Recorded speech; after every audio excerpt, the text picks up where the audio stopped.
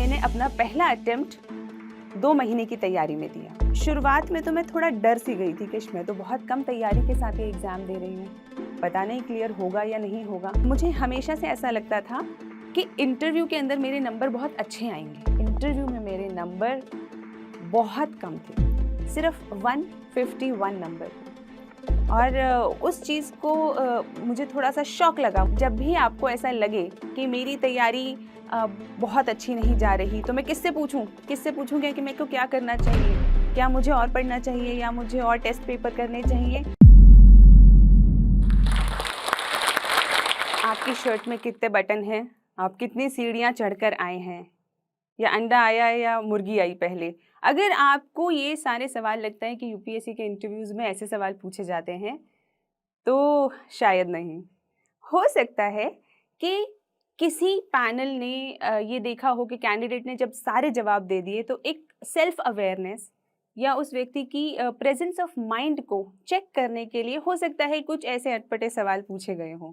लेकिन आम इंटरव्यूज़ में ऐसा नहीं होता। तो आज मैं अपनी लाइफ जर्नी के साथ साथ 2-3 मुद्दे एड्रेस करना चाहूँगी। पहला कि जो इंटरव्यू बोर्ड है वो क्या देखता है एक कैंडिडेट के अंदर, और दूसरा कि बहुत सारे जो कैंडिडेट्स होते हैं उन्हें स्ट्रगल्स बहुत बड़ी लगने लगती है। उन्हें ऐसा लगने लगता है कि यूपीएससी की तैयारी के अंदर वो बहुत स्ट्रगल कर रहे हैं, बहुत सारे चैलेंजेस आ रहे हैं। किस तरीके से उनको बदला जाए, उन चैलेंजेस को अपॉर्चुनिटी में बदला जाए, उस तरीके के बारे में मैं बात करूंगी। नमस्कार दोस्तों, मेरा नाम है डॉक्टर तनु जैन।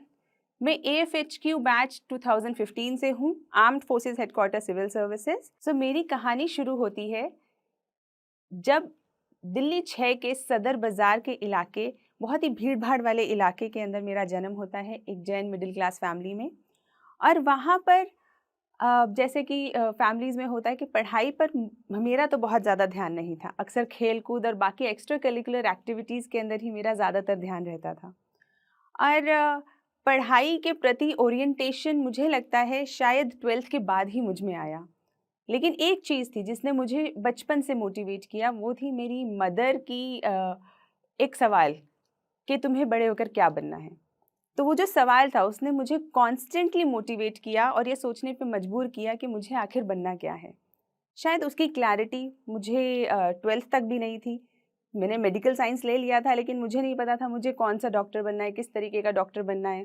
आगे चल के मैंने BDS किया सुभारती मेडिकल कॉलेज से, और फिर शुरुआत होती है मेरी यूपीएससी की जर्नी की।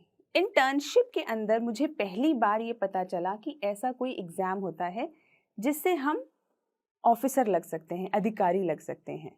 और उस वक्त तक शायद मुझे ये भी नहीं पता था कि एक अधिकारी करता क्या है, एक IAS ऑफिसर या एक IPS ऑफिसर, एक AFHQ ऑफिसर क्या करता है। और फिर जब मेरे को धीरे धीरे ये समझ में आने लगा कि मुझे नहीं पता क्या करते हैं, लेकिन समाज उन्हें बड़ा समझदार समझता है, तो वहाँ से मेरी एक अट्रैक्शन की इस जर्नी की शुरुआत होती है। तो जब मुझे पहली बार पता चला कि सिविल सर्विसेज का एग्ज़ाम देना है, मेरे पास कोई गाइडेंस नहीं थी, फैमिली के अंदर किसी ने दिया नहीं हुआ था।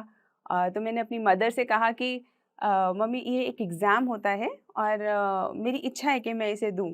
तो जैसा कि हम हमेशा करते थे, मेडिकल के समय में भी किया था, तो मैं और मेरी मम्मी नई सड़क, एक जहाँ पे बहुत सारी किताबें मिला करती हैं, हम नई सड़क चले गए और वहाँ जाके सबसे पहले जो हमने काम किया वो किया, वहाँ से यूपीएससी की 2-4 किताबें खरीद ली।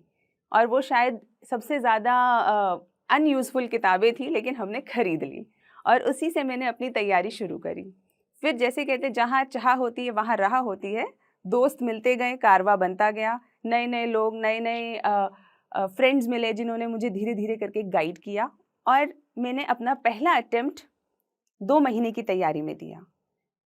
तो जब मैं अपने कई दोस्तों से मिलती थी तो वो अक्सर मुझे बताया करते थे कि नहीं, 2 साल की तैयारी लगती है यूपीएससी का प्रीलिम्स क्लियर करने में। पहले आप जीएस की कोचिंग करेंगे, फिर आप पूरा साल कोचिंग करेंगे, उसके बाद आप तैयारी करेंगे, सेल्फ स्टडी करेंगे, और फिर जाके आप कहीं प्रीलिम्स का एग्ज़ाम देंगे, तब आप क्लियर कर पाएंगे। तो शुरुआत में तो मैं थोड़ा डर सी गई थी कि मैं तो बहुत कम तैयारी के साथ ये एग्ज़ाम दे रही हूँ, पता नहीं क्लियर होगा या नहीं होगा। लेकिन मैंने सोचा बहुत सारे अटेम्प्ट हैं, चलो दे देते हैं, एक अटेम्प्ट तो देते हैं। और मैंने बहुत जी तोड़ तैयारी करी और 2 महीने के अंदर ही मेरा प्रीलिम्स क्लियर हो गया।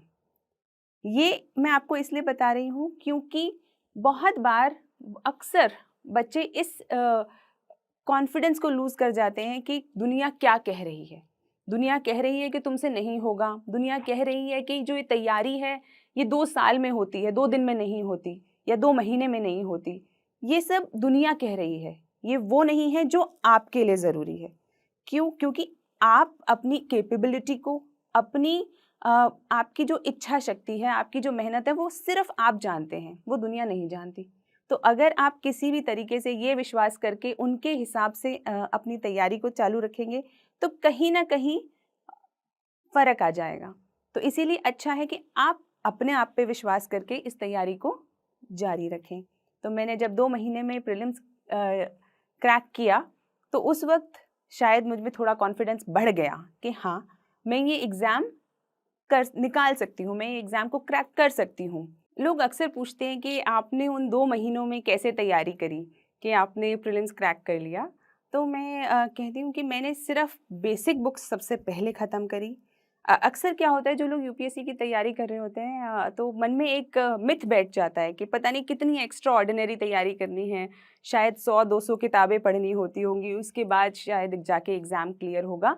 लेकिन मेरा खुद का एक्सपीरियंस रहा है, मैंने जितनी बार प्रीलिम्स दिया, क्लियर किया, मैंने 4 इंटरव्यूज़ दिए, तो कि आप अगर बेसिक तैयारी सबसे पहले कर लें और उसके बाद प्रैक्टिस करें, इतनी तैयारी भर से लगभग काम हो जाता है। लेकिन क्योंकि सच में तैयारी तो कम थी ही, उस साल मेरा मेंस नहीं हुआ और वो जो असफलता थी, उसने सबसे पहले मुझे ये सोचने पे मजबूर किया कि क्या ऐसी मैं गलतियाँ कर रही हूँ जिसके कारण से मेरे मेंस के अंदर उतने अच्छे नंबर नहीं आए। और वहीं से मेरी सेल्फ एनालिसिस की जर्नी स्टार्ट होती है। मैंने एनालाइज़ किया कि किस-किस जगह पर मैंने अपने तैयारी को अप टू डेट नहीं रखा, कहाँ-कहाँ पे मैंने मेरे आंसर राइटिंग्स के अंदर प्रॉब्लम है, क्या मैंने मॉक टेस्ट्स कम दिए हैं। तो ये सारे जो भी अलग-अलग चैलेंजेस थे, उनको मैंने एनालाइज़ किया, एक डायरी में लिखा और हर तरीके से कोशिश करी कि उनको एक-एक करके एड्रेस किया जाए। So this is one of the ways जहाँ पे आप दुनिया से एक वैलिडेशन नहीं माँगते, दुनिया से अपने सवालों के जवाब नहीं माँगते, आप अपने आप से उन सवालों के जवाब देने की, खोजने की कोशिश करते हैं। And this is what I always tell aspirants also कि जब भी आपको ऐसा लगे कि मेरी तैयारी बहुत अच्छी नहीं जा रही, तो मैं किससे पूछूँ? किससे पूछूँ कि मेरे को क्या करना चाहिए? क्या मुझे और पढ़ना चाहिए या मुझे और टेस्ट पेपर करने चाहिए? ठीक है, जो सामने वाला व्यक्ति है आपको थोड़ा-सा गाइड कर सकता है, लेकिन दिल की सच्चाई से अगर आप पूछेंगे, अपने आप से अगर आप पूछेंगे तो हमें हम सबको पता होता है कि हमारी तैयारी किस लेवल की है। क्या हमने पढ़ाई ईमानदारी से नहीं करी है या हम सिर्फ़ दूसरों को दिखाने के लिए पढ़ाई कर रहे हैं या हम पढ़ाई तो कर रहे हैं लेकिन क्या हम अपने सेल्फ इवैल्यूएशन पे, सेल्फ एनालिसिस पे उतना ध्यान दे रहे हैं या नहीं दे रहे हैं। तो ये सब हमारे मन को, हमारी अंतरात्मा को पता होता है। तो जहाँ सबसे पहला जो सवाल होने चाहिए आपके, वो आपकी अपने आप से होने चाहिए और वहीं से आपको जो चैलेंजेस नज़र आएँ, उन्हें आप एड्रेस करें। तो जब मैंने अपने चैलेंजेस आंसर राइटिंग के चैलेंजेस को ओवरकम किया, तो बिल्कुल ओवरकम करते ही मेरा मेंस क्लियर भी हो गया। नेक्स्ट अटेम्प्ट के अंदर प्रीलिम्स क्लियर हुआ, फिर मेंस क्लियर हुआ और मुझे हमेशा से ऐसा लगता था कि इंटरव्यू के अंदर मेरे नंबर बहुत अच्छे आएँगे क्योंकि स्कूल के समय से ही डिबेट्स में पार्टिसिपेट करना, स्पीचेस देना, दोस्तों के साथ बात करना, तो मेरे को अक्सर और राष्ट्रीय, अंतर्राष्ट्रीय मुद्दों पर हमेशा से मेरे को ऐसा लगता था कि मुझे जानकारी है और यही शायद वो सब क्राइटेरियाज़ थे जो उस वक़्त तक मुझे लगते थे कि एक पर्सनैलिटी का हिस्सा होते हैं। और जब मैंने अपना पहला इंटरव्यू दिया, उसके बाद मुझे ऐसा लगा कि शायद इस साल तो मेरा सिलेक्शन हो ही जाएगा। अब तो बस टॉप रैंक्स में आने की देरी है। लेकिन जब रिज़ल्ट आया, तो मुझे समझ में आया कि सिलेक्शन तो हो गया लेकिन इंटरव्यू में मेरे नंबर बहुत कम थे। सिर्फ़ 151 नंबर थे और उस चीज़ को मुझे थोड़ा-सा शॉक लगा। मुझे एक शॉक लगा कि इंटरव्यू में जिस चीज़ के ऊपर मैं काउंट कर रही थी, उसके अंदर मेरे इतने कम नंबर और फिर जब मैंने अपना अगला अटेम्प्ट दिया, तो जैसा कि मैंने पहले मेंस के साथ अपनी एक प्रोसेस को दोहराया था, वैसा ही मैंने इंटरव्यू के साथ किया। I started a journey of self evaluation, जहाँ पे मैंने ये जानने की कोशिश की कि कहाँ कहाँ पर्सनालिटी के कौन से ऐसे पॉइंट्स होते हैं जिन पर हमें ध्यान देना चाहिए, जो यूपीएससी को चाहिए। और इसके लिए सबसे अच्छा तरीका है कि जिस किसी ऑफिसर को आप आइडलाइज करते हैं, जिस किसी बड़े अधिकारी को आप देखते हैं, आप ये देखिए कि उनकी पर्सनालिटी कैसी है, वो किस तरीके से बात करते हैं। तो वो जो बात करने का तरीका है, वो जो पर्सनालिटी है, वो आपके लिए गाइडेंस बन सकती है। मैंने तो वहीं से गाइडेंस ली। तो जब मैंने ये महसूस किया कि जो इंटरव्यू के पर्सपेक्टिव में एक स्थिरता चाहिए, एक काम पर्सनालिटी चाहिए, वो आपको धीरे धीरे गेन करनी चाहिए। क्योंकि हमें गली में अंकल आंटी जैसे बात नहीं करनी कि कुछ भी बिना किसी फैक्ट्स के, बिना किसी रीज़न के, बिना किसी एनालिसिस के अगर हम बात करते हैं तो वो कैसी बात हो जाती है, वो एक गली की बात हो जाती है, जैसे हम गलियों में बात करते हैं, किसी दोस्त से बात करते हैं। लेकिन जब आप एक अधिकारी बनने के विषय में सोच रहे हैं, जब आपको उसके लिए जज किया जा रहा है, तो आपको जो बात करनी है वो फैक्ट्स के साथ, रीजंस के साथ, आर्ग्यूमेंट्स के साथ सपोर्टेड होनी चाहिए। मेरी कहानी का जो हिस्सा रह गया था कि जब मेरे नंबर कम आए, मैंने इनर ट्रांसफॉर्मेशन किया, बहुत सारा एनालिसिस किया और उसके अंदर मेरी मदद करी मेरे फ्रेंड, गाइड एंड फिलोसोफर, जो मेरे अजीज़ दोस्त, जो अब मेरे हस्बैंड भी हैं, वात्सल्य कुमार। और हम दोनों ने बहुत काम किया इस पे। और उसके बाद जब मैंने इंटरव्यू दिया तो मेरे 200 नंबर आए एंड